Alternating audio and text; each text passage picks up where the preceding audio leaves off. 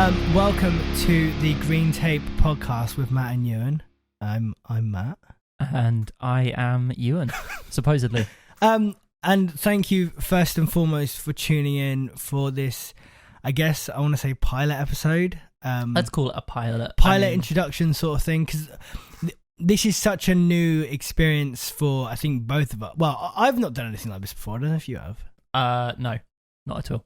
I think closest thing was like a Skype interview, I guess. I think do you remember when we were doing our what's it called with Gary? I had to do the interview for that person in Canada. Oh yeah, I never actually listened to that. Yeah, you don't.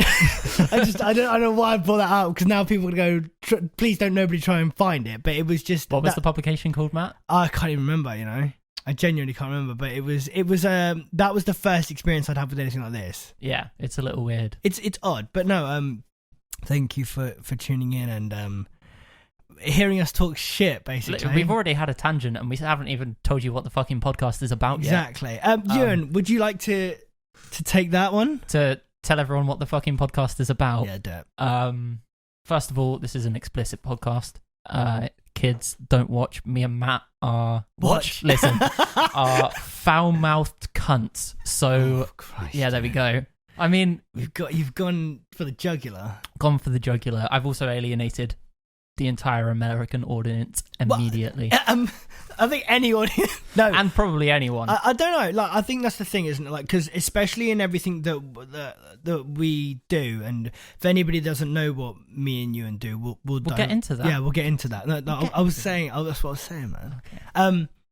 I think this is the first thing where, as well, it's not as super serious. It's not super. If you're expecting like a to the script news podcast about like a weekly update or whatever the hell you like to listen to, it's not that. It's definitely not. It's that. definitely not. It's that. Possibly the opposite of possibly that. the opposite. Of anyway, that. Sorry. Yeah. This podcast is essentially kind of a space to have discussions between me, myself, and Matt. Me, myself, and Matt. Two versions of me. Mm-hmm. And guests. We'll bring on a new guest every episode, apart from this pilot episode. Yeah, I think as well. Like at the same time, if there's an issue or something that would just be between me and you, I don't think it would be cause for concern for it just to be me and you talking either. But generally, the format will be we'll bring on a guest, and that guest will be a. The whole idea is it's a podcast about being a small independent creative, essentially. Yeah. Where me and Matt are both musicians, and we've got some people lined up to bring on who are like independent clothing designers, photographers, videographers, other musicians, and a whole host of other like independent people who work within the creative space to talk about their experiences. So maybe you might learn something about being a creative in a ever more difficult environment to be an independent creative, particularly if you want to start out, or if you're just interested in hearing people chat about music and art and shit like that. Then I think that's one thing that I'm quite interested in, because there's like photography is something that I've always, as you're well aware, is something I've always wanted to dive into, and especially with some of the people that we've got lined up to come on, there's like I have genuine questions for them, and especially as well for some of the musicians, I've got genuine questions for, because in a format where you're just sort of like speaking to them as friends, sometimes it's very hard to dip in that conversation of how do you do XYZ, like whereas this is now a televised excuse to learn things from people that we're we want to exploiting other creatives. Yes, that's exactly what we're doing. This is an exploitative measure. But I think where this is something, like we said, we've been wanting to do this for a while, and we sort of thought, well, fuck it, let's go for it. I think we're getting other creatives on board as well. It's very much a case of that I don't think we wanted to regiment this in any way, shape or form, because I think that's then counterintuitive of it being a creative podcast. And I mean, like, it's hard to like come up with a structure of set questions, like interview style for people, if every guest is going to be working in a completely different industry / environment, so it doesn't make sense. It's much rather it was just like a chill old little chat. So that's essentially what this podcast is. It is, and like I just another thing to make it obviously relatively clear, like the guest will obviously be recording from wherever they work, yes, their abode. Currently in the world that we live in. Yeah, and me and Ewan are bubbling so that we will be either recording together, but sometimes I think because we both have the means to be able to record it our own places as well. But I think that leads us quite nicely on to introducing each other. So I think the best way to do this is that I will say a few things to Ewan about Ewan, and Ewan can sort of you're gonna introduce me. I think we'll start there. I think that's the best way to do it, because I think that was. I mean, I feel uncomfortable talking about myself at the best of times. I mean, like the people that will listen to this initially, I think are people that will know us to some degree anyway. Probably. So I think this is a good chance for maybe people to know a little bit more about you. Hey, Mum, sorry about saying cunt earlier. Yeah, really. Like, I don't even know if I can. Like, don't get me wrong, cunt. There's nothing wrong with cunt, but I can't just keep throwing it around. I've said it twice in the last sentence, so I'm gonna dial it back a little bit. So I think first and foremost, we'll talk about sort of who you are. Oh no. I know, I know. And who am I, Matt? Who are you and what do you do? Like, I've been to therapy for that question. Here we go. So like, if we start at the start, you're a creative as much as I am. But try. Yeah, like tell me, I know obviously, but I mean for the people listening at home, tell people how and why you're a creative. What got you into that? What really gave you the first taste of being a creative is the best way to put it. Because obviously what a lot of people don't know or might not know is that Ewan obviously isn't just a musician. Ewan's also a photographer as well. Yeah, so I mean, before I start at the beginning, I'm currently working in a band with Matt. We play in a band called Dali. And you should definitely listen to us because we're fucking amazing. Please listen to us. So that's what I spend all of my time and money doing. Almost all of it. But yeah, I mean, I started off. I sort of completely fell into this by accident. I started off getting a nice little camera for my 18th birthday from my parents because I was getting into like photography and that kind of thing. And was there any specific thing that got you into photography? Work, weirdly enough. So I work in retail as a day job, and back then I was working specifically on like cameras and selling cameras to people. So it was through like learning about cameras and that. So I'd been interested in like had a camera prior, like when I was in secondary school. Yeah. And then working there sort of kickstarted like, oh yeah, fuck, I actually really like cameras and photos. I didn't know that. Yeah. So that's kind of odd because you actually did what a lot of people do, but you did it backwards. You learned about the craft and then got the thing that you were going to use to make it. That's really cool. Yeah, so that's kind of cool. I like was full. Matt will know how nerdy I get about like anything gear, tech. No, Ewan is like straight up a nerd. Yeah. So I love you, but you like it wasn't like a surprise gift from my parents for my 18th. It was like I'd already done hours and hours of research. I played with all the cameras at work, obviously, and I was like, this is the exact one that I want and I think is fucking sick. Yeah. And I got that. Thank you very much. It was it's still sat just over there. Oh my god, is it the same camera? It's the same camera. Christ, you got your money's worth out of that, didn't yeah, you? I know. That is a Fujifilm X-T20. Really good little camera. I can't recommend the Fujifilm X series mirrorless cameras enough. They are really, really great, particularly for stills, and I've shot plenty of video on it as well, including 2 Dali music videos. So yeah, I got that, and I was sort of, I didn't really know what I wanted to do with photography. I liked like a lot of street photographers I was quite into, so I was kind of looking into and doing a bit of that, as well as just like basically anywhere I'd go, I'd just take the camera and take photos. But then one of my friends, Leon C, I know Leon, yeah. is a folk musician from Southampton, who I used to play tennis with, is how I know Leon. God, you are the gift that keeps giving. I know. He used to kick my ass at tennis, I can tell you. I was not good at this point. At this point, so you got to that point, you excelled and then thought, photography's more my wind. No, so I used to be really pretty good at tennis as a kid. I was okay. Like I played county level and shit like that. Oh, right, okay. For like around like year 6, year 7. Right. And then I moved to Southampton and couldn't find a tennis club I liked and just stopped playing. And then a few years later I was just playing a bit for fun, and that's where I met Leon. I see. And so okay. he was just sort of starting out as a folk musician, and he was playing a gig at the Talking Heads in Southampton. R.I.P. What a venue! Not the old Talking Heads, the new Talking Heads, but still R.I.P. because both are dead now. Yeah.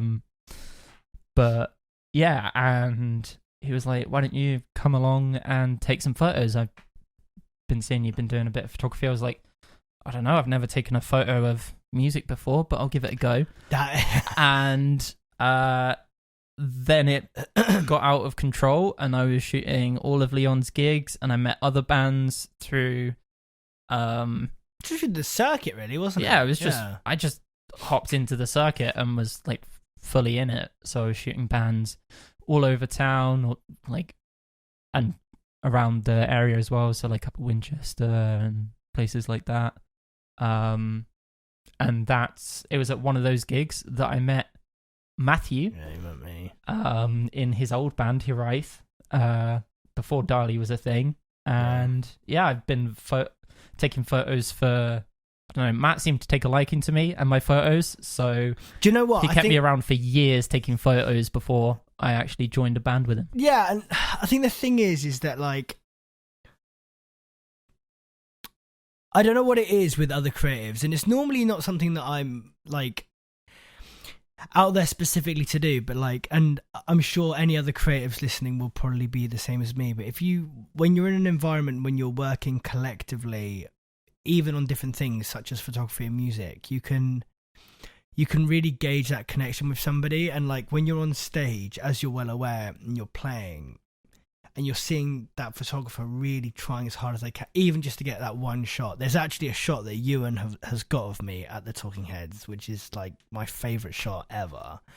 You just sort of get this, I don't know, I think you both understand the level that you're on, and you both understand that you're out here doing something so important and integral to who you are.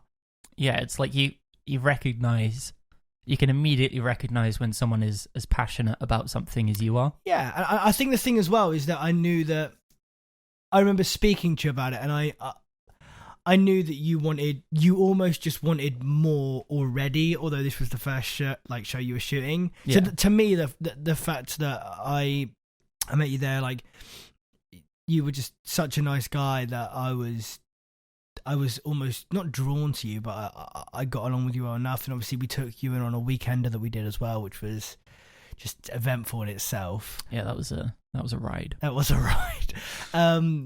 But yeah, so when did it transition? Well, I know when it transitioned, but when did it really transition from photography being your main outlet to music being your main outlet? Yeah, because I don't do photography anymore. Like, you don't do it as heavily, I think, as you used to. Yeah, so I mean, I still do it for fun, but I don't do it for work at all anymore. So I'm not like, I mean, I do a lot of media stuff for Dali and that side, and like some friends' bands like approach you. Like, I was supposed to be doing a music video shoot last month, but then we're planning it in December, and then kind of big old lockdown kicked in, so that didn't happen. Fun. Always fun. But yeah, it's definitely by the wayside. So how it kind of transitioned was, this is sort of at the same time I'd already met Matt and was shooting photos for Hiraith and then later Dali. During that sort of time, I I'd been playing bass and guitar for a few years, just out of fun, because I wanted to, and I never really took it that seriously. And then first mention of Dan Scott on the podcast. Oh, here he is, Big boy Dan. We're on a night out at Suburbia, and Max and Dan come up to me in the smoking area, and they're like, "We're starting a band. Do you want to be in a band? You play bass, right? We just need a bassist. Do you want to be in a band?" That is literally the story of my life as well, needing a fucking bassist. Right?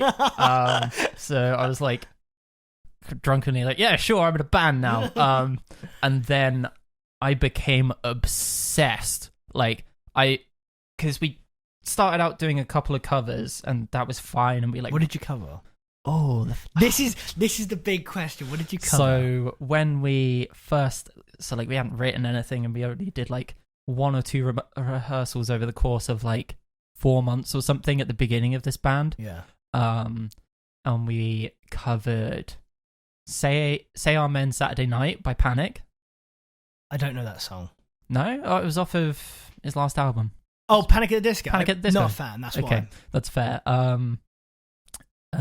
"Beating Heart Baby" by I forget the artist, Automata or something. I don't know. It's I'll show it you later. It's a pretty fun, catchy song. Okay. "The Feel Good Drag" by Amberlynn. You're saying music that I'm not familiar with. It's fine. It's all like kind of pop punky kind of stuff or whatever. Okay, cool. Okay. Not my niche, but okay. Yeah, it was just like random shit covers, and then me and Dan Dan came over one day, and we were like, all right, I don't really want to be a cover band. Let's try write some music. Which already, and that's me knowing Dan, seems weird for him. I think it was more instigated by me. I think I was like, Dan, come over, let's try write some music. I think I'd been like trying to play around with some riffs and stuff. You planted the seed with Dan, and you just needed somebody to bounce off. I get that. I'm like from... I remember the first like song I wrote was actually a song that we ended up playing live, which was the one we opened the set with. Cool. I don't remember what actual title we gave it, but the working title and the one I remember is it was called "Catfished in Brighton." Brilliant. After an experience that me and Dan had clubbing in Brighton. God. Was that after Sticky Mike's show? No, that was a different time in Brighton. Right. Maybe it actually might have been after the Sticky Mike show. But it probably was, wasn't it? And from the moment that I finished writing that song, it was like an addiction. Like, I immediately had to write more. Is that the first song you wrote? That was the first song I ever wrote.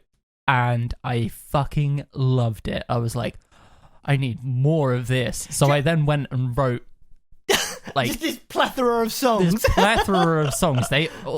I don't think I've shown you the demos, but they all sound like garbage, particularly like compared to the stuff we're producing at the moment.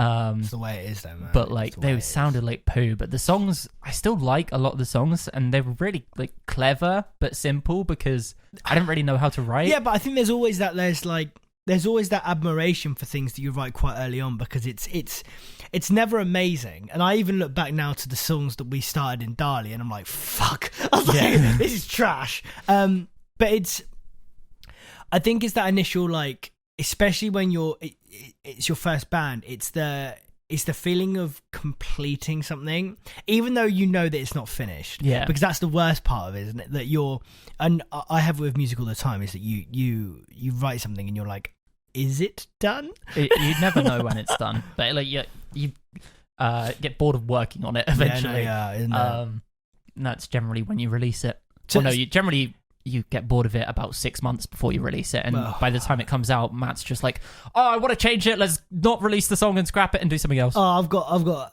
that's a story for either later or another day. Yes. Just my but anyway, tendency. Because I know I've been going on about my life story for too long. So essentially, I got hooked on writing music. I wrote a whole bunch of music for this band and fucking drove my poor bandmates insane, because it was quite like kind of technical riffs, kind of like it wasn't the easiest stuff to play, and like we had to find a drummer, and like I pushed these guys so fucking hard for like 6 months, to the point where we played a gig.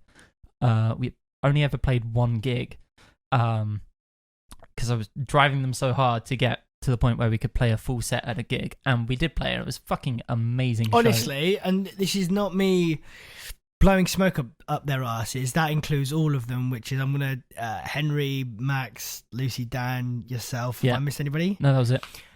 It was a fucking great show, man. Like I think the thing is as well is that where you could tell that it was, I don't know if it was everybody's first show, but it felt like it, and everybody in the room felt so connected into what you were watching that it was. And I hate to be that guy, but it was mesmerizing in the fact that it was like, this is something so new and so fresh that it's so, you were just enthralling in the moment of it, and that was what was beautiful about it. It was felt amazing. But backtracking a little bit, sneaky old Matt here had jumped in a couple months prior and was like, Ewan, we've parted ways with our bassist, and you play bass, you're working on like a band, because you didn't really know, you hadn't heard any of the stuff. You guys essentially took a punt on me to fill in for a couple of shows. Yeah, and like this is where obviously Jack, who plays in the band with us, was very, very set on Ewan being part of the band. Yeah, because originally it was just, come to a couple rehearsals and then play a couple shows with us. I really wasn't sure. The reason I wasn't sure though was because I think it's very different going from being friends with somebody within that creative community to actually working with them within a creative environment. Like, it's very different, and I was a little bit worried about that because I was like, I have no idea how Ewan works. But like, we'd obviously rehearsed with you a few times, and we already knew you relatively well. I think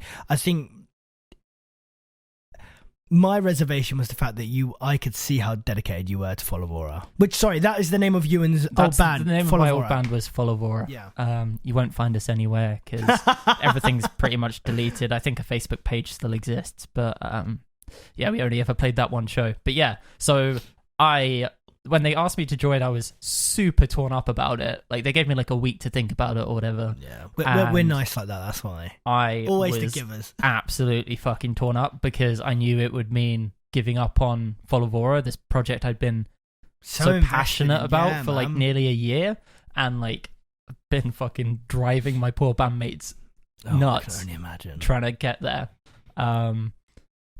But obviously, I eventually decided to move on to greener pastures, and honestly, the rehearsal where I told Followora that I was gonna be quitting after this one show, that was gonna be my last thing with them, that was not fun.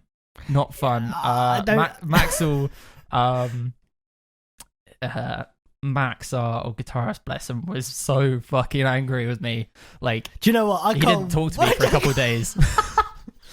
And I shouldn't laugh about it because it's horrible, but I think that's the thing, is that like we auditioned a few other bassists, and where we were obviously having Ewan as technically a session player at the time, he was what we were using as a comparison for other players, and I remember Jack saying to me, going, they're still not as good as Ewan. So yeah, like that was how I think we met Ewan, and I don't think we've missed anything there, have we? No, I think that was pretty complete. I've been talking for too long. Oh, well. Sorry, fine. Everyone. That was super boring. No one cares about me. People care about you, Ewan. Well. They sort of care about you. Sometimes. Like, I know my mum tries to look like she cares. Oh, so. She loves you.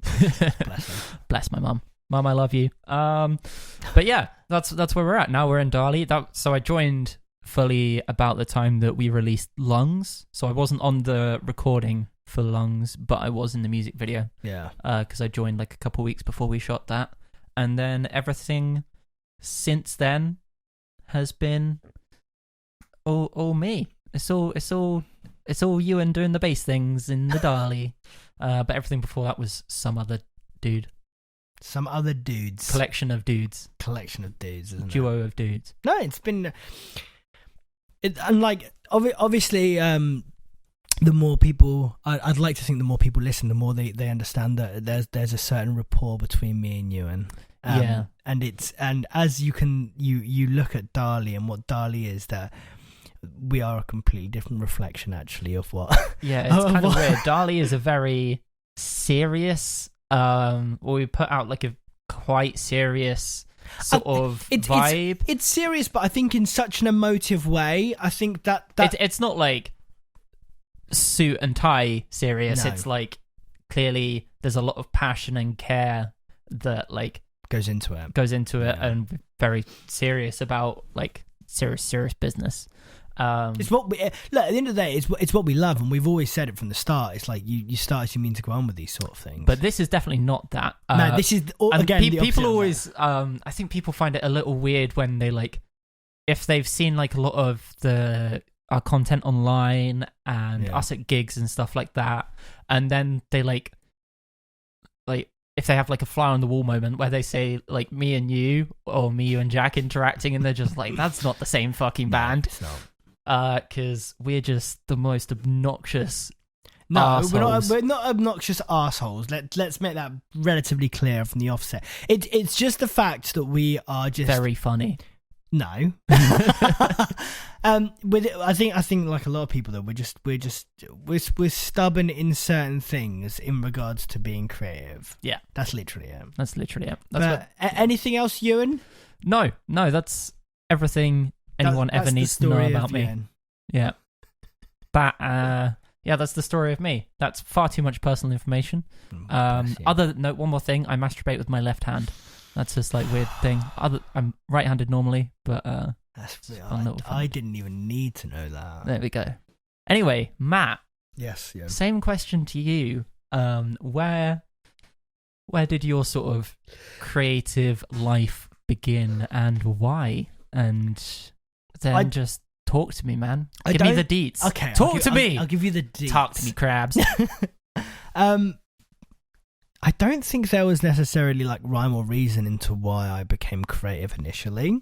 Like there was no like bit where I went, I'm going to be a creative now. When I grow up, I want to be a rock star. Yeah, there was never any of that. I think initially, like a lot of people who were born circa sort of like 95 to 2004, the first like taste of that sort of music I got was Busted.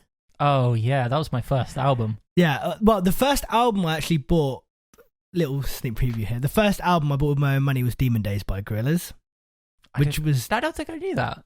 No, you must have told me, but that's the first album. physical album. I love CDs, like I've got a load of CDs, but Busted was the first like, I guess, taste of rock music. It's not like rock, but it's like it's pop rock. It's accessible rock. Do you know what I mean? Like, yeah.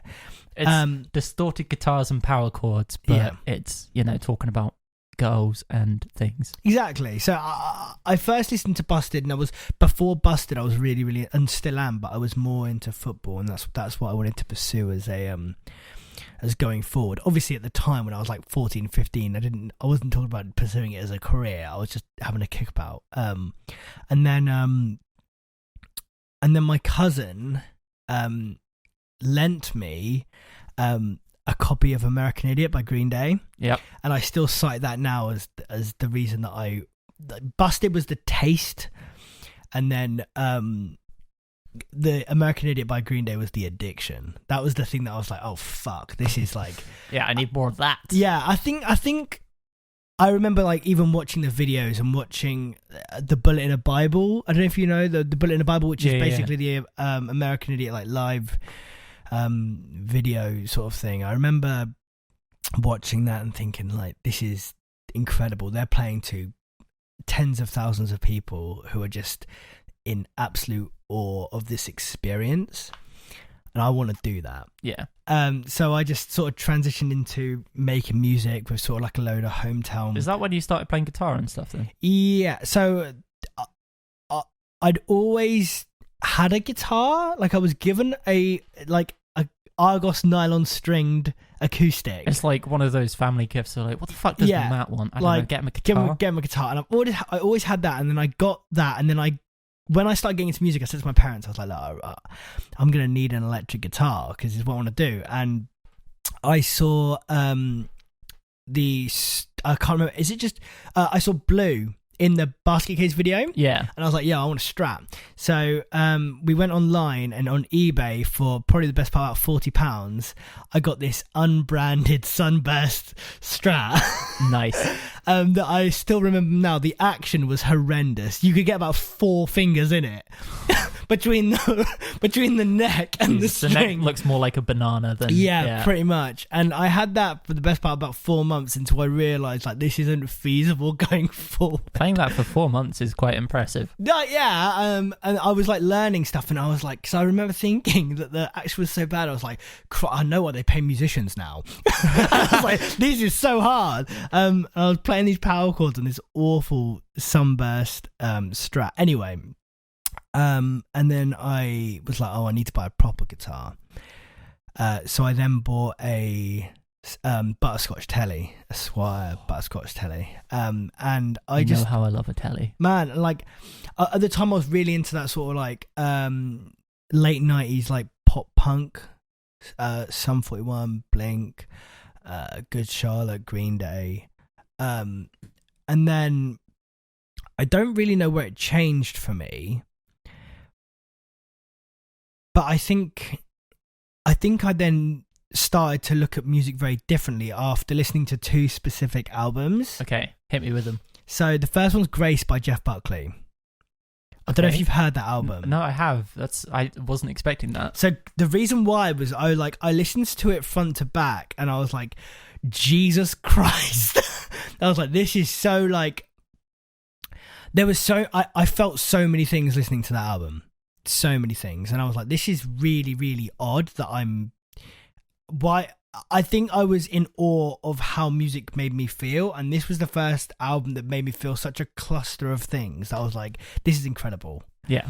And then the Holy Bible by Manic Street Preachers, and that album was like, because at the time as well, and I'm not going to dive into it because it's not appropriate, but at the time I was getting very much into how the world works, certain aspects of politics and stuff like that, because I was coming of an age where I was like, although I know that the American Idiot album was okay, you could technically call it pop punk, there was an aspect of like how they were speaking about the Bush administration quite a lot as well. Yeah, it's when they became like politicized, really. Exactly. So like I never really understood it at first, and then the more I dove into that, and the more I dove into if anybody's ever heard the Holy Bible album by Matt Ewan Preachers as well, like that is the lyrical content, and that is crazy good.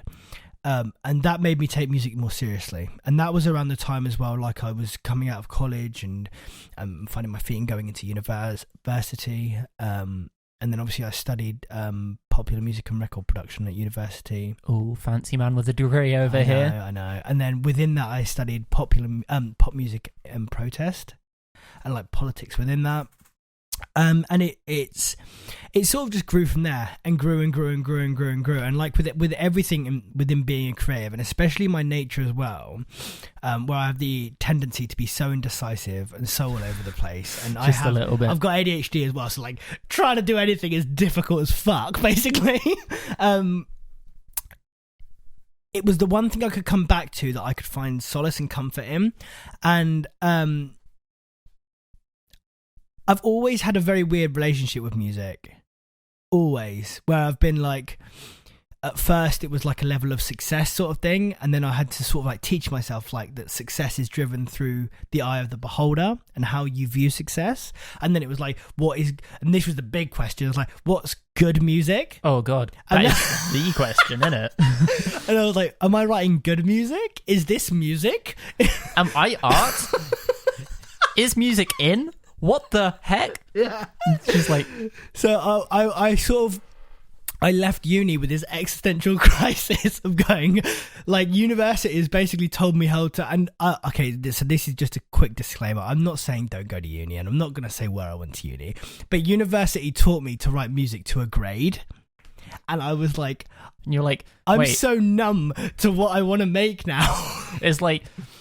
Then when you try and make something real and like outside of your uni course, you're like, well, but how do I know if this is good if someone isn't marking it? For 3 years, I didn't write anything for me. I wrote it for a degree. Yeah. And of course, if you want to go to university, I completely endorse that, and I think it's really, really good. As a creative, I think looking back now, if I could give myself any advice, it would be just remember how to separate where you are as a person and as a creative from your degree. Yeah. But other than that, like it's all I've known and it's all I love. I love being creative. I think it's a very big part of who I am. Yeah, man. I mean, and I've made so many good friends as well. And exactly. And like, obviously everybody has like trials and tribulations through the way they live their life and things they do, but like I'd like to think that now, because as I'm sure everybody can be aware, being a teenager, you're basically a piece of shit. Yeah.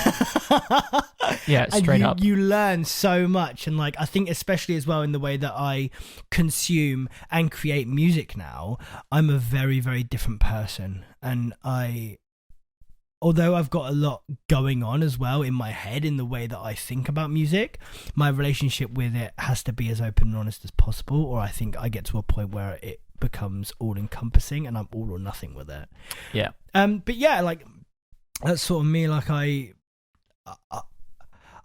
don't want to give away too much now, because I'd like to think that the more that we speak and the more episodes there are, the more people can sort of divulge in. But as a creative, like music's something that I'm pretty big, obviously, on, because I'm in a fucking band. Yeah.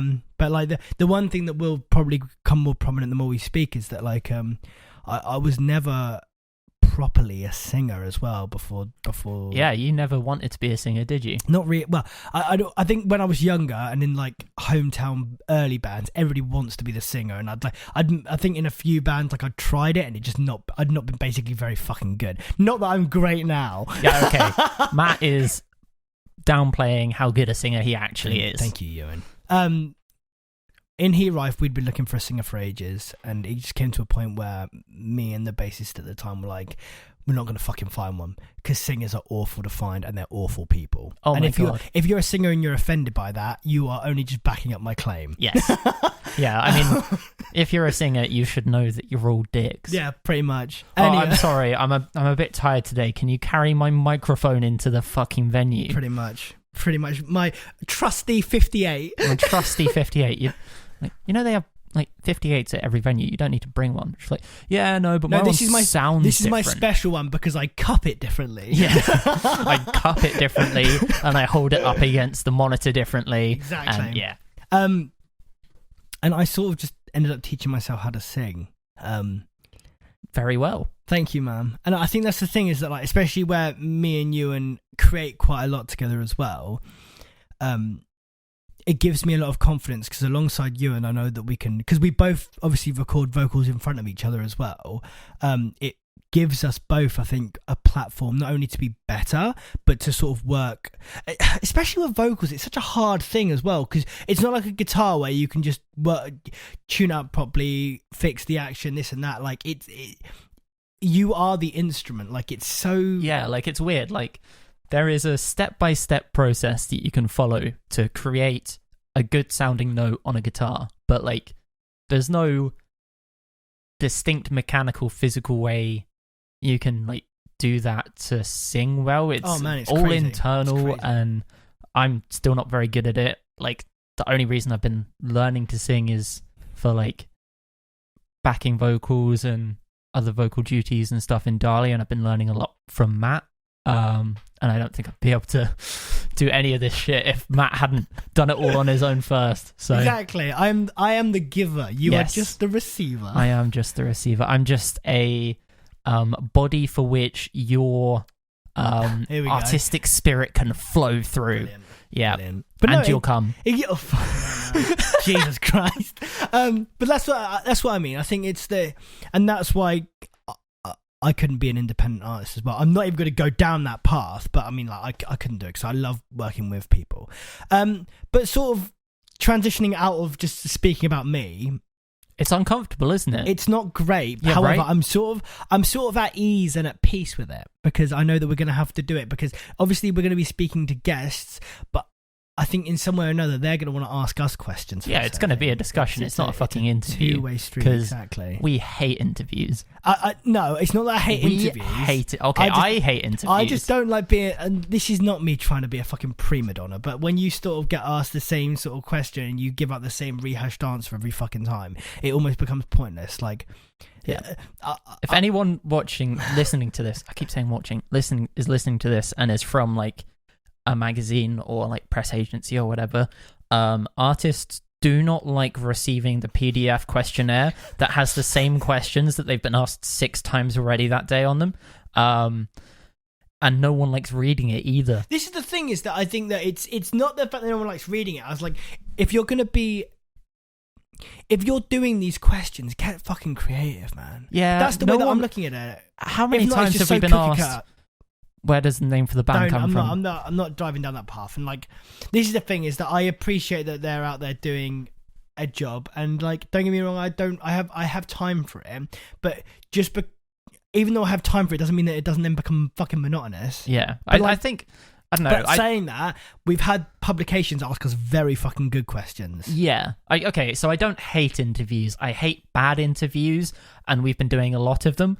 Like, you kind of just have to when you're a small band and you're like trying to release something, and you like email all these like magazines and shit, and they're like, right, or here's the questionnaire of like stupid questions that no one cares about. But when you get like a good interview, like the one we did on Skype with the Southampton University man, that was really good magazine, that was really fun. We did. They had to cut quite a lot of my stuff out of that. It's fine though. I remember the person who was editing it messaging me and being like, yeah, you need to not swear so much. I'm cutting out these swears to make you not seem like as much of a dick as you actually are. This is the thing, I think, and that's the difference between what we're doing now. Is I think if we were to censor it so much, it would basically only be like 5 minutes. Yeah, pretty much. But sort of transitioning out of the whole interview thing, like we rant over. Yeah, exactly. So what we're currently doing then, I think, is one thing that I thought, especially in this pilot, again, calling it a pilot. I mean, a pilot would like sort of imply that, like on a TV show, you make a pilot episode and then the network decides whether or not they want to make more episodes. You guys are fucking getting more episodes, whether you like it or not. We don't care. Exactly. We're just making this. I think the thing is just to sort of say what we've been doing and through the lockdown, which is.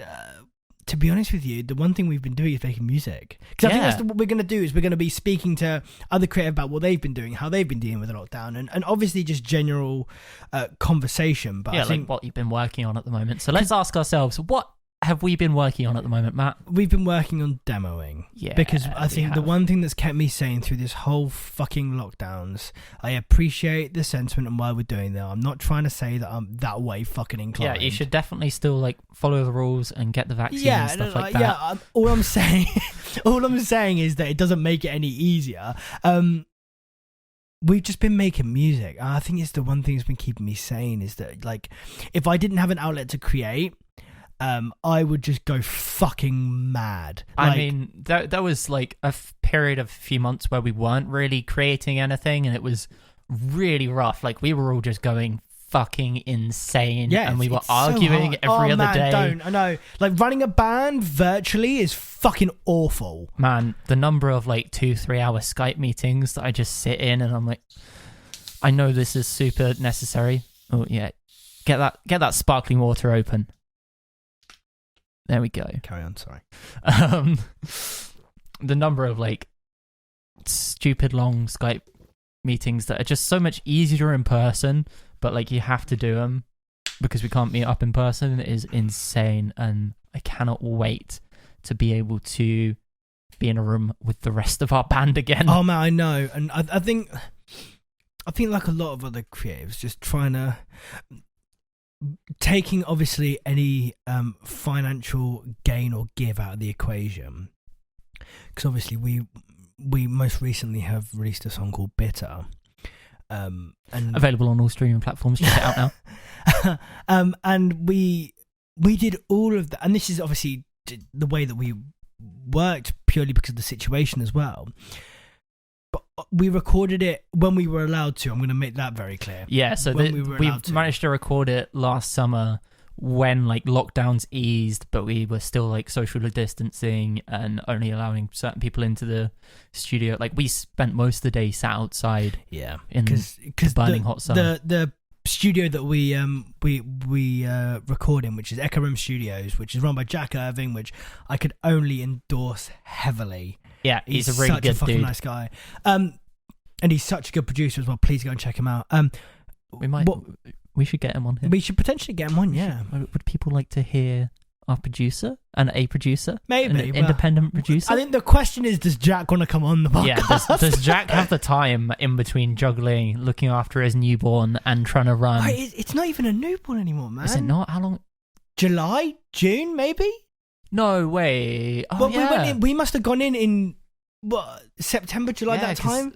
Anyway, we're talking about babies. That is not what this is for. No, this is not for babies.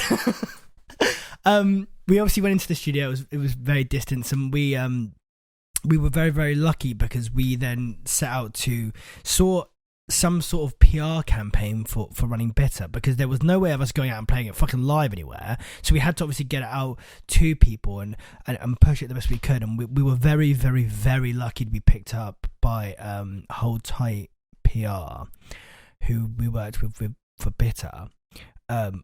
And that was the way we then got Bitter out to people, and we put it out there, and we did the video ourselves in Ewan's garage, and made Matt very ill. Oh, yo, I thought I had COVID. Legit, you took time off work. I had to isolate, and it was horrible. And it turns out it was just like some fucking mental, disgusting mold from like that was airborne in this like shitty garage. No, do you know what it was? It was when we were trying to hang those sheets. Oh my god! And there were like cobwebs yeah. falling. Basically, we recorded the video in Ewan's parents' garage, which was fine, and it was a best part of probably about a 12-hour shoot. And we took everything out of the garage and then had to put it back in when we were done. Yeah. But within the garage, there was a lot of like cobwebs, a lot of dust, a lot of everything, and I'd obviously somewhere or another managed to get this in my fucking lungs, and I then woke up the next day with this banging headache. I was like feeling sick, and I couldn't stop coughing, and I thought, what COVID is? If I have a loss of smell and taste as well,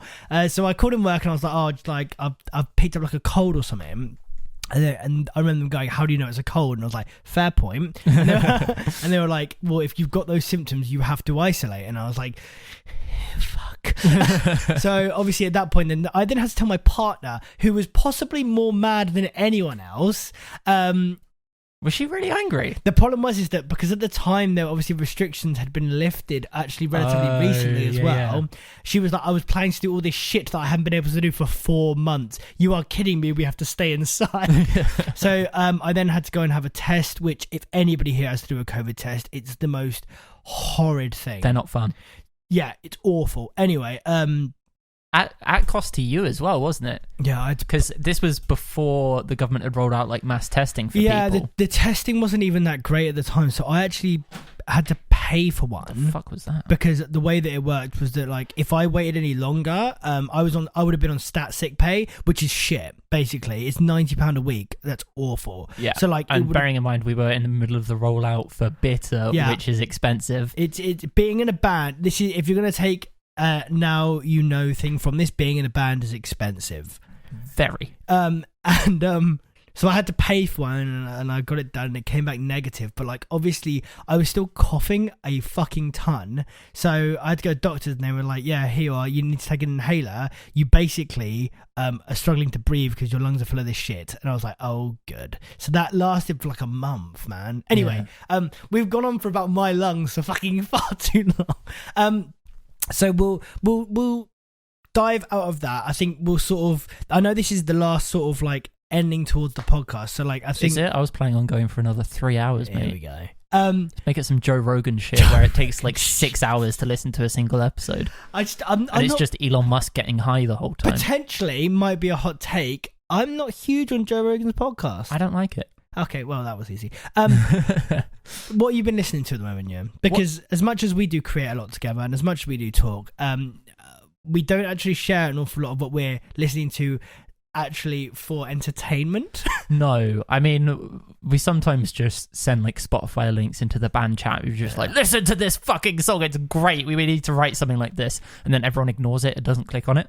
And it's always People Equal Shit by Slipknot. It's always People Equal Shit by or Slipknot. Dig by Mudvayne. Because let's be frank, that song. Anyway, sorry. What have I been listening to? This week, I've really been digging the new songs from Error. Now, I briefly got introduced to Error by somebody who I work with, and I know they're very. There's a style of music that I call very Ewan, and Error is almost just Ewan. Yeah, so it's like to somebody who doesn't know, someone who doesn't like. know, have never heard Error. They are like a progressive, modern metal, kind of like metal, not really metalcore, but like modern progressive metal is probably. I'd say it's very like technical and very technical, like insane riffs, low tunings, all 7 strings, and like nice melodies as well as brutal, disgusting vocals. And they're releasing a new album. It's either this month or next month. Okay. And they've got 4 songs out at the moment. The one came out the other day called Scorpion Hymn, and that song is fucking heavy. And like all of the songs, they like. I like their last album a lot as well, but this is like some next level stuff. They're doing some stuff which they haven't done before, and it's sort of elevating their songwriting to another level. Yeah. And I'm really digging it. Cool, man. What else have you been listening to then, other than Error? I've been listening to the other new releases that I've been listening to. Are obviously, all the new Architect singles. See. I agree with you there. However, there are some that I'm not a huge fan of. They've only released 3. Yeah, I don't like Black Lungs. What? So Dead Butterflies, I'm going to go on record, is saying the best Architect song. I haven't decided that yet, but it is definitely top 5 for me. It's fucking great. And when I first heard Animals, I was like, yeah, this is all right, but it's nothing special. And then the more that I listened to Animals, the more angry I got. I was like, this fucking this is so good. Yeah, it's insanely good. To the point where we were writing a demo like a week or so ago, and we've got this like breakdown section in it, and I was like, what if we just like kind of take inspiration, I'm doing quotation marks because in music great artists steal. I was like, what if we like kind of do that ridiculous like staccato stop into breakdown for the breakdown section like they do in Animals, and it was such a good song. I just don't it's not that Black Lungs is a bad track, it's a bad track for Architects. No, it isn't, man. Anyway riff. So anything else you've been listening to, Ian? Anything that's really different from... So, it all sounds... At the moment, it sounds like I just listen to metal all day, every day. Which is the case sometimes. But I've also been listening to... Gent. No, I've been listening to... Oh, what's that? I want to make it very clear, very quickly. My opinion of Ewan is that he is a cyborg. He's half human, half robot. Because I sometimes think that Ewan thinks in binary code as well, just in the way he is. And if anybody who doesn't know what Ewan looks like, the best way I can describe Ewan is he looks like that alien from Men in Black. From Men in Black, the little like helper around the office alien. He looks so much like... Anyway, I'm really sorry. I don't actually look like that. I do look like a human. No, you look like a cyborg. You're devoid of emotion for a start. I'm not devoid of emotion. It just takes a lot to get me to show excitement at any moment. I said to you, and I was like, oh man, I'm like... a series of events happened. I was like, oh, you know what? We should do a podcast. And I was expecting something along the lines of, yeah, man, that sounds really fucking good. And he was like, could do. It's like, yeah, why not? Could do. I was like, well, okay. And that was like, oh, you don't seem sure about it. I was like, no, this is me being enthusiastic and excited. I definitely want to cyborg. Yeah, a little bit. Anyway, I found it that I've been listening to this it's another new release. I've been listening to a lot of new Nothing music. wrong with that, mate. There's a electronic kind of duo, so it's a electronic producer and a pianist duo called Grand Brothers. Okay. And they released this album called All the Unknown, and it is beautiful. It's like this instrumental soundscape for like nearly an hour. God, and it's truth. great piano parts and amazing ambience. And there's this one song on it called Organism, which I fucking love. It was one of the singles, I think. Okay. And it sounds, or maybe it wasn't, I don't know. But there's like a bit in it where there's this like electronic beep that, you know, the BBC News like intro beep. Music. Beep, bim, bim, beep, bim, thanks, we get copyrighted. DMCA strike. Yeah, no, it's got like that kind of vibe. Like, it reminds me of that, but it's also in amongst this like beat that just like grooves and this awesome ambient swell. And I'm like, how did they make the BBC News intro into like the most beautiful song I've heard this year? That beat reminds me, you probably haven't heard it, off of 808s and Heartbreaks, Say You Will. I don't know. No, that's fine. Okay, don't worry. Okay, it's by Kanye. I love Kanye. You keep telling me to listen to Kanye. Honestly, I can't rate him high enough. I know that people think he's a piece of shit, and I can sort of see why they think that. Kanye for president. But as a musician, man, I can't fucking fault him. I can't fault him. That's fair. Anyway, what have I been listening to, Ewan? I wasn't going to ask you, but if you want to be a narcissist and talk about it, then sure. I already am relatively narcissistic because I'm a musician. Yeah. I'm the singer of a band. Look See, at me, reaffirming what I said earlier. Yeah, no. What have you been listening to recently, Matt? So the latest album by Paris. I don't know if it's been out. Can you check when it was released for me? It was a 2020 album, I think. Use Me came out last year. Last year, like, I'd known of Paris for a while because I knew that, like, I know a lot of the people changing the A's to V's and the etc and all that. Schwupps. Yes, Schwupps. R.I.P. But I listened to it and I started listening to it. Sorry, just on shuffle. I was like, this is really fucking good. Like, I can't. The thing is with it is that I can't now after listening to it. I can't really compare it. And please, if anybody knows somebody that sounds like Paris, please let me know. But like, I listened to it. I was like, this is really fucking good. Sort of like a hidden gem, I guess you could put it. Although people know who Paris is. Yeah, it's not exactly hidden. But for me, it was like a diamond in the rough. I was just like, because sometimes I'm just scrolling through Spotify and I'm like, I hate everything. Yeah, like I often like put on my Discover Weekly and it often just like recommends me the latest like gent songs, and I'm like, this is all sounds the same, but then you come across something completely different and you're like, fuck, this is crazy.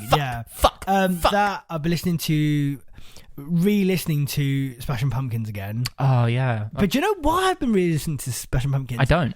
You're gonna tell me. Is it Contortionist? The Contortionist, yeah. Their cover of 1979. That is a great cover. One of the best covers I've ever heard. Yeah. It's so good. I almost, hot take, slightly prefer it to the original. That is a hot take. I can't agree with you. Ever so slightly. Do you know the reason why? It's just because it's one of those few covers I think is... it feels like it's actually their own. It does. That's why, I think. While it's quite clearly the same song and a similar arrangement, it sounds and feels like a Contortionist song at the same time. And I don't even know Contortionist that well, but like I hear it and it doesn't... I think the reason why is because it sounds so different from I actually think what it would be if it was Smashing Pumpkins. Yeah. But I've been re-listening to a lot of that. What's your favourite Pumpkins album? Putting you on the spot. Now, it's changed recently because I now think it is again Melancholy. Okay. You know you're wrong.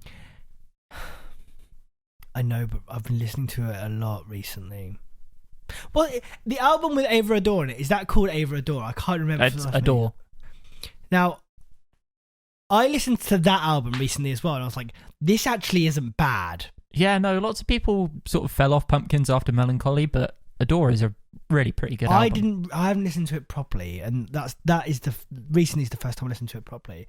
That and one album that just constantly gets replayed all the time for me is OK Computer by Radiohead, which is, if anybody, You're never not listening to anybody knows Radiohead. me, I fucking love Radiohead. Radiohead can do no wrong in my eyes, except for, hot take here, Kid A. Fuck you. I don't like Fuck Kid you. A. Get out of my flat right now. I don't like Kid A. Get out of my flat. There are certain bits Kid of Kid A is Kid the second best Radiohead album after In Rainbows. Okay, so you're also wrong there. You're wrong there. The worst album, I'm going to rephrase it. The worst Radiohead album is Pablo Honey. Agreed. Then Kid A. No. Except for, I think on Kid A, it's How to Disappear Completely. Oh, is that man. on it? Yeah, that is such a good song. Beautiful. Other than that, OK Computer is a crazy, crazy good album. Man, Electioneering is an underrated gem, because obviously everyone always goes to like Karma Police and Paranoid Android and stuff like that, but Electioneering, oh man, is the riff so in that song good. as well. The riff and like the weird like vocal effects and that's just Tom York being Tom York though. There, yeah, it's always like creepy, that song. I fucking love it. I don't even know what it is about OK Computer, but they managed to capture that like stamp in time and place so well. Yeah. And I'm so envious of that, because we weren't making music in 1997. We weren't, and if I remember rightly, I read about this. They actually made it in like a haunted mansion in France or something. I might be completely wrong here. No, I think that was Kid A. Oh, was it? I think that, yeah. And that's why it's shit. No, the story was I think I read that they did like OK Computer in like a regular studio, and then after that they wanted to do something completely different, which is why Kid A is completely different. Really different. It's like the biggest musical left turn in history. But they went and like recorded all of Kid A in this haunted mansion. They just, because their Radiohead, brought in all these fucking synths and random instruments and learnt them there. I think that's kind of the reason though I don't like Kid A. Oh, it's not because it's a bad album, because it was the start of sort of Radiohead Part 2, which I prefer. Because In Rainbows, very good album. The best. Not the best, but very good album. The best. Videotape. Yes. The way that song is written and the weird, like, because there's something about that song, isn't it? He starts on 2, or something like that. It's really weird. It's a syncopated rhythm, but the drums aren't played syncopated. It's everything else is kind of just off. Yeah, which gives it this really like uneasy vibe. That's why people can't clap along to that song. Yeah, Moonshaped Pool as well. Such an underrated album. Oh, man, I remember when Burn the Witch came out. The video for that is so good as well. On that song. Is it Daydreaming as well? Yeah, man. That and the video for that as well is so cool. Like, I just look, we're diving too much into Radiohead here. I just love Radiohead. But just to sort of tie this off, because I feel like we've been talking for over an hour now. Over an hour. Yeah. This podcasting shit's easy, man. Oh man, why doesn't everyone have a podcast? Oh wait. Yeah. Exactly. Oh wait. Exactly. You're listening to, hopefully, is going to be something that we are going to. Let's face it. This is now your favorite podcast. I hope so. Or like this episode is, but like no. I think the thing is that like it's something that I can really, really like so get on board with as well. Talking to other creators, and like obviously when this has gone up, we would love to hear if you want us to speak with yourself, if you're anybody that wants to come on here. Yeah, if you want to have a chat with these two assholes, then if you're interesting, we don't want to hear from you if you just work in Sainsbury's and that's your whole life. Which or maybe we nothing, do. Nothing maybe wrong there with is that. a Would be so secret art to working at Sainsbury's. I mean, I'm currently working in a supermarket, so I know that there isn't. But maybe there is. You've just not found it yet. Maybe man. I just haven't found it, and you need to tell us about how shelf stacking is the new sculpture, and how it is going to be the big form of art moving forward into the 2030s. Definitely. But I sort of want to sort of round it off by thanking anybody that's literally got this far. Yeah, if you've got this far, Well, Jesus, why? honestly, we should be paying you. No, and you're not even paying us. Yeah, this is free content, but honestly, it's a waste of your time, and your time is worth more than this. Exactly, but thank you so much, because I Thank think you. it's been It's fun. I like doing this. I like doing it. It's just it still feels weird. It does still feel weird. I think it feels weird because me and you we talk a lot anyway, and it seems weird now of we're almost having a conversation, but other people are just listening to it, and that and but not being able to say anything or partake in the conversation. They can just observe. It's weird because we're also sort of having bits of conversation that we probably wouldn't do if we weren't on this format. Exactly, and like I've learned things about you today, and I've listened to you. Yep. And I'm so looking forward to as well, just to speaking to people that I either know relatively well and just divulging more into who they are and just having genuine conversations, or even people we don't know that well, and just being able to get to a point where you can understand maybe even their industry, but the way that they operate as well. Like that's, for me, it's super interesting. But like, yeah, I mean, that's really the meat of it. We're only doing this episode because, well, first of all, we want to. Second of all, we haven't done this before, so we thought we'd probably test it out on ourselves first. I think it's gone okay. I think it's gone okay. It's not been shit. You guys can tell us. Was it any good? Nobody is listening to this point. If someone does tell us, yeah, you guys should keep doing this, then I know that you did, and thank you very much. But what was I going to say? I don't know. I'm getting tired now. We should call it. Oh yeah, no, the meat of it is like, there we go. We're doing this because we want guests to come on, and what the fuck am I saying? We're basically, what was I going to say, Matthew? I think it's more the case of as well. I need a drink. There's so many industries that we are connected within. Obviously, not only music, but then there's the video industry, the photography industry, to some degree, even the fashion industry as well, just by proxy, I think of. Yeah, because we do merch and we're such a Exactly. fashion icon. I kind of meant because of other people that we're potentially going to have on. Do you remember when we saw one of our shirts in a charity shop? Yeah, we're not going to go down that avenue. I'm just so interested in to find out in the way they work, and in just genuinely have nice conversations with people, because we've been so devoid of that for about 12 months. Yeah, this is essentially just an excuse to actually talk to people. Exactly. But again, thank you so much for listening to the Green Tape with Matt and Ewan. Ewan and Matt. Ewan and Matt and Ewan. Matt and whatever. Ewan. The Green Tape. The Green Tube. The Green Tube. Goodbye. Cheers. Bye.